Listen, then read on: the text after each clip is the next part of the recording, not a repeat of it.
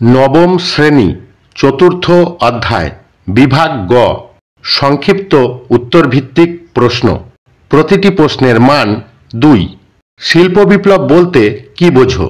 অষ্টাদশ শতকের দ্বিতীয়ার্ধ থেকে দৈহিক শ্রমের স্থলে যন্ত্রের ব্যবহার শুরু হয়, ফলে শিল্পদ্রব্যের উৎপাদন এবং গুণগত মান বৃদ্ধি পায়।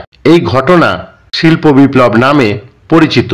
ফরাসি দার্শনিক অগাস্তো ব্লাঙ্কি শিল্প বিপ্লব কথাটি সর্বপ্রথম ব্যবহার করেন। ইংল্যান্ডে ও ফ্রান্সে কোন সময় শিল্প বিপ্লব শুরু হয়েছিল? বিভিন্ন কারণে ইউরোপের সব দেশে একসঙ্গে শিল্প বিপ্লব হয়নি। ইংল্যান্ডে শিল্প বিপ্লবের প্রকৃত সূচনাকাল হল 1760 থেকে 1780 খ্রিস্টাব্দের মধ্যে। অন্যদিকে 1815 থেকে 1848 খ্রিস্টাব্দের মধ্যবর্তী সময়ে ফ্রান্সে শিল্প বিপ্লব ঘটে। ইংল্যান্ডে প্রথম শিল্প বিপ্লবের 2টি কারণ লেখো। বিভিন্ন কারণে ইংল্যান্ডে প্রথম শিল্প বিপ্লব ঘটে। শিল্পের প্রয়োজনীয় মূলধন, কাঁচামাল এবং উৎপাদিত পণ্য বিক্রির বিশাল ঔপনিবেশিক বাজার ইংল্যান্ডের ছিল। এছাড়া সুলভ শ্রমিক, অনুকূল পরিবেশ ইত্যাদি ইংল্যান্ডে প্রথম শিল্প বিপ্লব ঘটতে সাহায্য করে। জুলো ভারেন সম্পর্কে টিকা লেখো। জার্মান শুল্ক সংঘের নাম জুলো ভারেন। 1834 খ্রিস্টাব্দে জার্মান রাজ্যগুলি এই শুল্ক সংঘ প্রতিষ্ঠা করে, ফলে বিভিন্ন জার্মান রাজ্যে পৃথক শুল্ক প্রদানের সমস্যা দূর হয়। জার্মানির শিল্পায়ন ও ঐক্য আন্দোলনের সোপান তৈরি হয়। ফ্রান্সে শিল্প বিপ্লবে প্রতিবন্ধকতার কারণ কি কি? বিভিন্ন কারণ ফ্রান্সের শিল্প বিপ্লবে প্রতিবন্ধকতা সৃষ্টি করেছিল। যেমন, ফ্রান্সের অভিজাতরা শিল্প বাণিজ্যকে অমর্যাদাকর বলে মনে করত। দেশের রাজনৈতিক অস্থিরতা শিল্প প্রসারের সহায়ক ছিল না। শিল্প স্থাপনের প্রয়োজনীয় মূলধন, কাঁচামাল, পরিকাঠামোর যথেষ্ট অভাব ছিল। রাশিয়ায় বিলম্বিত শিল্প বিপ্লবের কারণ কি কি? বিভিন্ন কারণে রাশিয়ায় শিল্পায়ন দেরিতে শুরু হয়। রুশ সামন্তপ্রভুরা শিল্প নয়, কৃষিকাজেই বেশি আকৃষ্ট ছিল।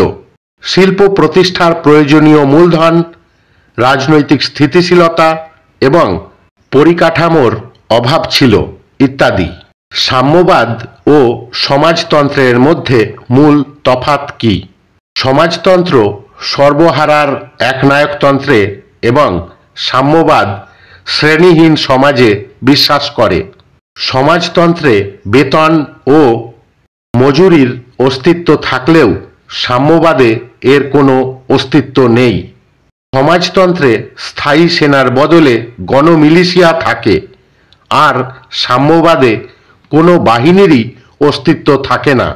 বুর্জুয়া পুঁজিবাদী সমাজের বৈশিষ্ট্য কি কি? সমাজে বুর্জুয়া এবং প্রোলেতারেট শ্রেণীর উদ্ভব ঘটে। এখানে সর্বহারা শ্রেণীর শ্রমের বিনিময়ে উৎপাদিত পণ্যের মালিক হল পুঁজিবাদী শ্রেণী।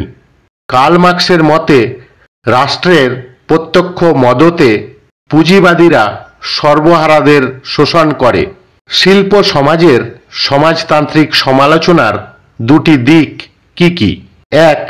প্রাকৃতিক সম্পদকে কেউ ব্যক্তিগত সম্পদ বলে দাবি করলে তা সামাজিক অপরাধ ও অন্যায়। 2. রাষ্ট্রের কর্তব্য হল প্রত্যেক নাগরিকের কর্মসংস্থানের ব্যবস্থা করা। 3. সমাজতন্ত্রের লক্ষ্য উৎপাদন ব্যবস্থার রাষ্ট্রীয়করণের মাধ্যমে পুঁজিবাদের অবলুপ্তি ঘটানো। টেলিগ্রাফ আবিষ্কারের কাহিনী লেখো। গ্রিক শব্দ টেলি ও গ্রাফিন থেকে টেলিগ্রাফ শব্দটি এসেছে। অল্প কথায় দূরে খবর প্রেরণ করা হতো টেলিগ্রাফের মাধ্যমে। বর্তমানে ইলেকট্রনিক মেল ও ইনস্ট্যান্ট মেসেজিং হল টেলিগ্রাফের উন্নত রূপ। স্যামুয়েল ফিনলে ব্রেসি মোরাসকে ইউরোপীয় টেলিগ্রাফিতে সিঙ্গেল ওয়ার টেলিগ্রাফ ব্যবস্থার আবিষ্কর্তা মনে করা হয়। ঔপনিবেশিক প্রতিদ্বন্দ্বিতার 3টি কারণ লেখো। উপনিবেশ দখল করলে শিল্পের প্রয়োজনীয় কাঁচামাল এবং সুলভ শ্রমিক সংগ্রহে সুবিধা হবে।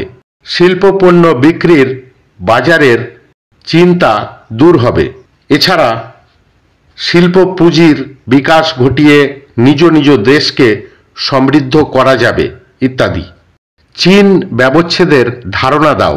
নানকিং তিয়েনসিনের মতো অসম সন্ধির মাধ্যমে যুক্তরাষ্ট্র, জাপান সহ ইউরোপের দেশগুলি চীনের থেকে বিভিন্ন অন্যায় সুবিধা আদায় করে। তারা চীনের বিভিন্ন অঞ্চল নিজেদের মধ্যে ভাগ করে নিতে সচেষ্ট হয়।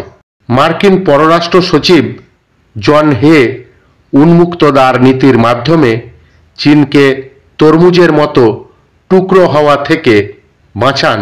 তাই ঐতিহাসিক ভিনাক চীনকে তরমুজের সঙ্গে তুলনা করেছেন। সুয়েজ খালের গুরুত্ব কি? সুয়েজ খাল খননের ফলে জলপথে প্রাচ্য ও পাশ্চাত্যের মধ্যে দূরত্ব কমে।